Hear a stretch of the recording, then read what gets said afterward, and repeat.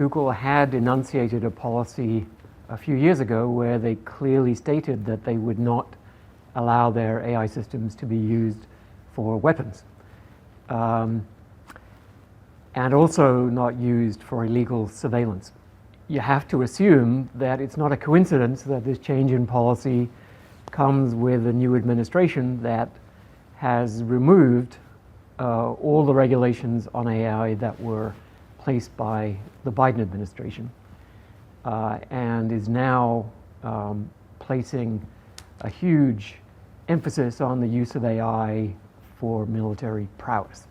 Increasingly, the progress of the war in Ukraine is dictated by the use of either remotely operated drones or fully autonomous drones.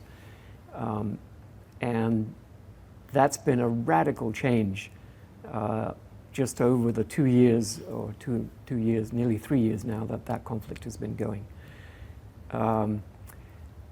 So I think many military strategists think that without this kind of capability, you just can't fight a modern war.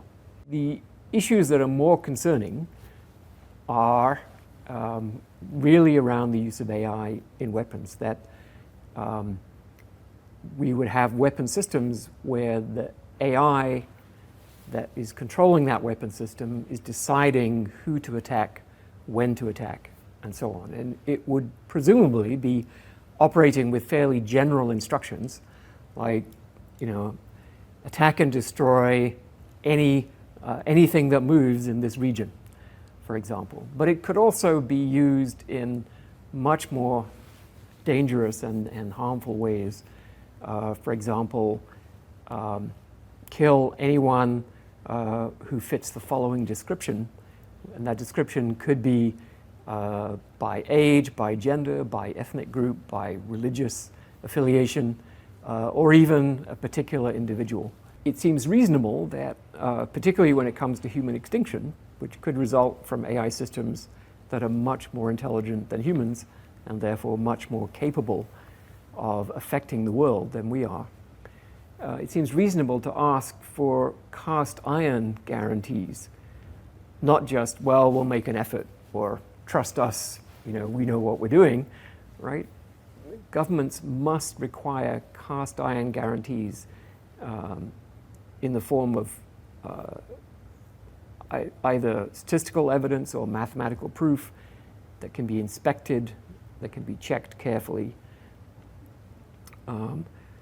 And anything short of that is just asking for disaster. There were, at last count, about 75 countries that had either developed or were using remotely piloted weapons. And I think most of those are in the process of thinking about how to convert them to fully autonomous weapons. But on the other hand, there are more than 100 countries that have already stated their opposition to autonomous weapons.